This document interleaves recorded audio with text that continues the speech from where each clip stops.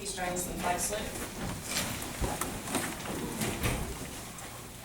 I pledge allegiance To the flag of the United States of America, and to the republic for which it stands, one nation, under God, indivisible, with liberty and justice for all.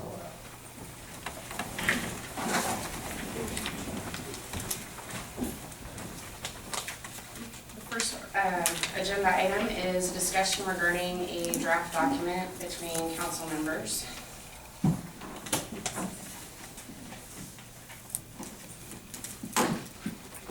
Is this draft document inclusive of all of council's input? All the input we received, yes. I don't think so. I think this is the latest one. I sent in a couple of things that I asked. I thought that we should change on the last page. Yeah, I made those changes, so.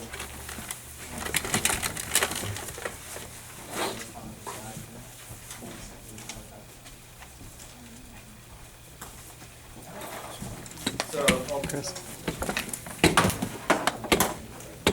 So there's a couple of changes on the last page that were made yesterday based on Councilor Williams' comments. Under the, if we contract for services, what issues are most concerning to us? The words dictating will change.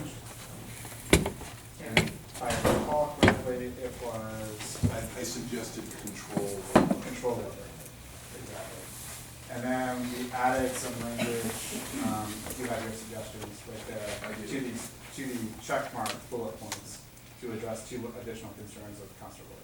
And those questions that I thought should be added were, where would the deputies' shifts start at the Marion County Sheriff's Office in Salem or at the Hubbard Police Station? The other one question that I thought should be added was, are there any services provided by Marion County Sheriff's Office that are not included in the contract? If so, what are they and how much do they cost? And the examples that I used were code enforcement, neighborhood watch, traffic enforcement, etc. And this is on a document that Vicky's copying personally. Yeah, so it's the exact same document as this, it's just within here, within those same check marks is where those were added, and the only difference is that the way they were added, we rephrased them not to be questions, but sort of statements as the rest of these are. So it's just to be consistent with the rest of the document. But they were all added under this same main bullet point that we were just discussing, where we changed the dictating to cover five. But other than that, the document itself was used combining the comments that both you, the mayor, and council president had submitted, and then the additions that Councilor Williams just mentioned. We didn't receive comments from anyone else. Okay. So Sharon, did you have that? You did not. Barbara, did you have any? So do I have a motion for us to finalize this draft and submit it for public? I'll make a motion to finalize the draft and submit it for public. A second. All in favor? Aye. Motion passed. The next agenda item is the discussion regarding contracting additional police officers from Marion County Sheriff's Office.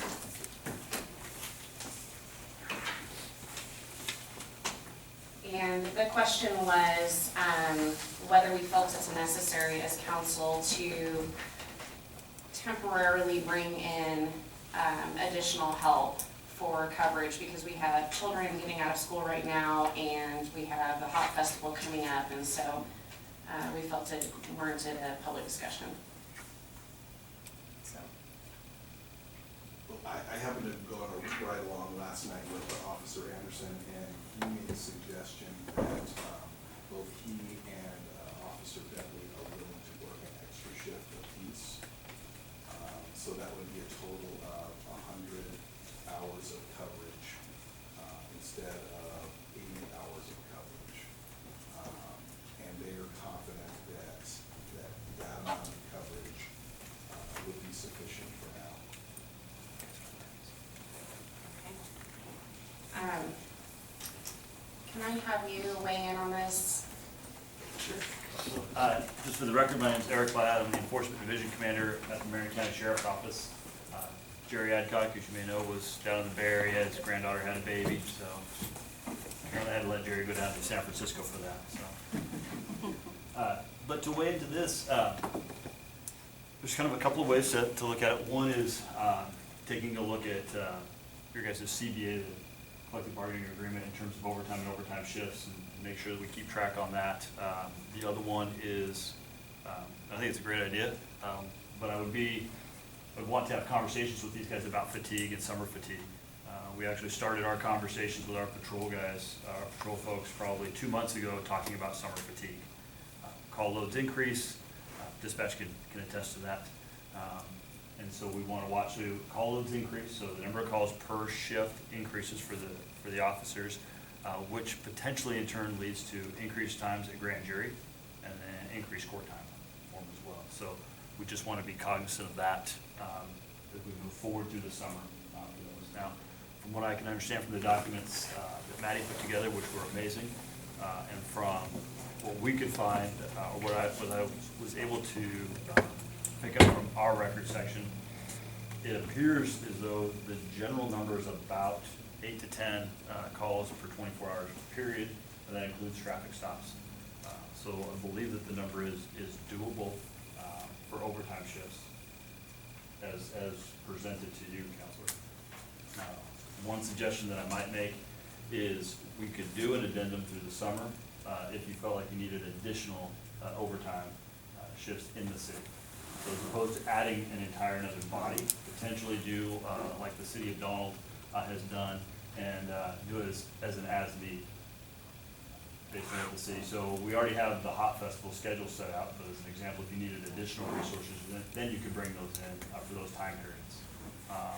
If either of them have vacation time scheduled this summer to be gone, that might be a period where you might want to bring in 40 hours to help to increase that coverage. And how is that done? Like, how long does it take to get a contract or something like that together? For that one, about a week. Okay. So, from what I'm gathering from what you're saying, it would be wise for us to add an addendum to our contract saying that we would call you guys if we need additional help, but that way we have it in place in case the officers need it. Would that be your suggestion, or are you saying we should wait? My recommendation would be to wait. Let's work collaboratively. Let's see what the city's need is right now. We have some overtime opportunities available within the sheriff's office. If Hubbard needed some additional assistance here in the next couple of months, what I would do is put out some overtime shifts within our general fund, and what I would do is have those be from the city of Hubbard, probably north, and then just out from the county line to Clackamas out here and a little bit broader. So we could put some overtime coverage up here if we started to see that as being a need. If there's a sick issue or a family need that arises, then we can have that quick conversation if we wanted to do something a little more formal. Okay. Do the Hubbard officers want to weigh in on this? I'd just like to add that I think it's what Counselor Williams and I spoke about last night is what makes the most sense for us to continue on. Officer Bentley and I have offered to add 10 hours a week for a total of 100 hours a week of coverage for the city at the overtime rate to the city of Hubbard, rather than bringing in outside officers or deputies from another department. We can maintain that throughout the summer as far as I can see. We've got vacation time on the books, but considering the present situation we're in and the need for us to continue being available, I think we can work through this without any assistance from anybody else at this point. And so do we need to make a motion to allow that overtime, or is that just something that can just happen? I think that is up to the chief, isn't it? The only other piece, if I may, the only Yes, piece, please. because I've not seen what your current budget going into the new budget year looks like, what does that look like as we begin the new budget fiscal year? Was there enough overtime budgeted for those hours? Wouldn't we be paying Marion County the overtime budgeted rate too? For Can we- these guys, well, keep in mind that Hubbard Police Department still has its own budget setting forward. And so if that's the direction, because we're just providing executive assistance right now. So what we're talking is for these guys to work those overtimes. So their salaries are still coming from the city of Hubbard. So if they worked overtime, right now, it would be coming from the city of Hubbard. And so what's the overtime line item look like, and will that impact it to what degree? If I could just piggyback off that. We have 2 people working for 6 budgeted positions for the city. So I don't think there's an issue with finances for the overtime, whether it's line item or it comes out of the general fund. Agreed. And just organizationally, that's a decision from my perspective that comes from our elected body. And we don't budget by line item, we budget by department. Okay. So the police department has enough money to cover that. Thank you for that clarification.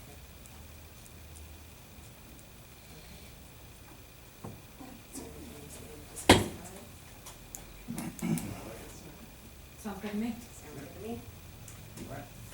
Thank you, guys.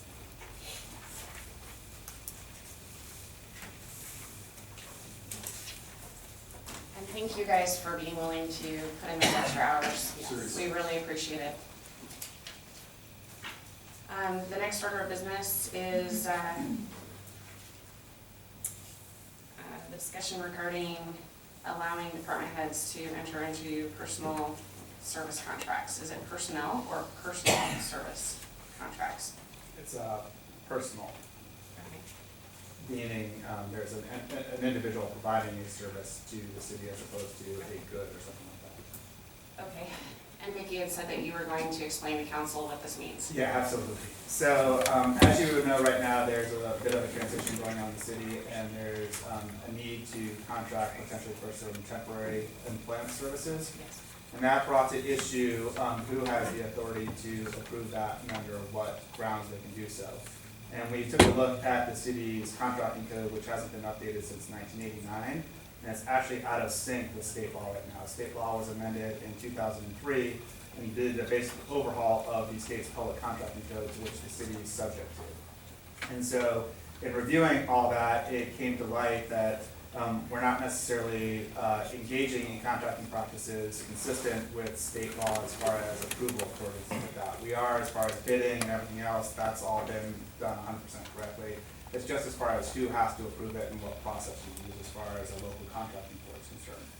And this is just all a precursor to saying we need to update the code. And in the interim, what we're asking you to do is just approve a motion tonight to give some basic contracting authority to department heads to be able to enter into these personal services contracts as needed. So, for example, janitorial services or temporary employment services, these kinds of contracts that the city has been entering into forever and just continuing to enter into, instead of waiting to bring them to you and having a gap in services, providing authority now for department heads to continue to enter into those contracts that they have been in the interim until we can update the code to have a more formal process in the code itself. And this would just be a delegation of authority from the council to department heads, consistent with what we've been doing historically. And what we would say, just to be safe, typically what you do is when you do that in the code, you set a dollar threshold. And the dollar thresholds range from various cities. Some cities are as high as $500,000. Some cities are as low as $20,000. Given sort of the situation you're in with some need for some temporary personnel services, we would think somewhere in the range of $50,000 would probably make the most sense at this point in time. And again, this would just be a temporary stopgap until we can actually update the code. And at that point in time, you can sort of set what you want as a permanent sort of delegation of authority. But for now, we think that $50,000 would give staff what they need to be able to enter into the contracts that they've normally been entering into, as well as some of these temporary service contracts to make sure that we've got enough folks at City Hall to do what needs to be done. Okay. Do we have a copy of the codes as they currently stand and what needs to be changed? Is there anything else that while we're reviewing it that needs to be corrected? Yeah, so when we go through, the code right now is just in the municipal code. So if you go online on the city's website, there's the provision related to public contracts, and that's where that is. And you'll see it's pretty short. It doesn't address a lot of issues where state law has changed, and the way you sort of define personal services contracts, as well as other things such as contracts for architecture and engineering. There's a new thing called quality-based selection that we have to follow.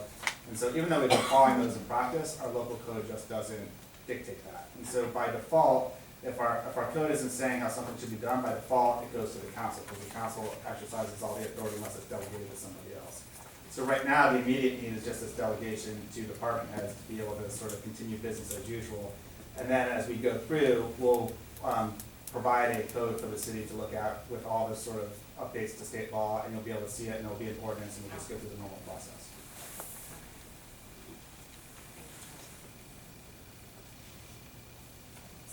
Any input, discussion?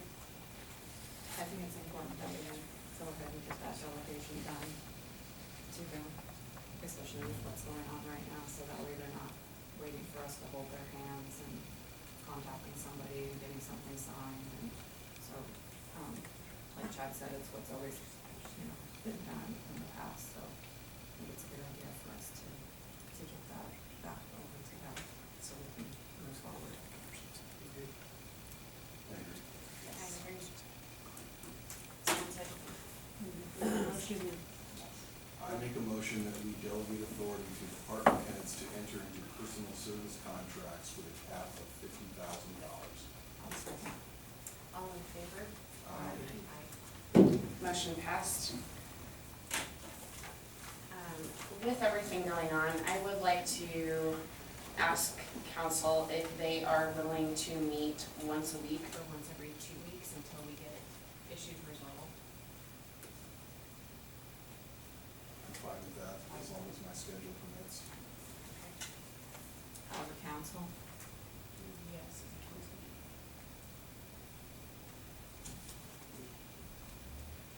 We'll discuss it. Who will discuss it? Okay. And just table it. Okay. Okay. I think the next order of business is, I think we just have our executive session, is that correct, Vicki? Yes. Okay. Council needs to recess the open public meeting and convene a closed executive session to consider information or records that are exempt by law from public inspection, ORS 192.6602F pursuant to ORS 192.6604. Council specifically requests that members of the media and other attendees not disclose matters discussed in the executive session. So we are recessing our open meeting and going into executive session.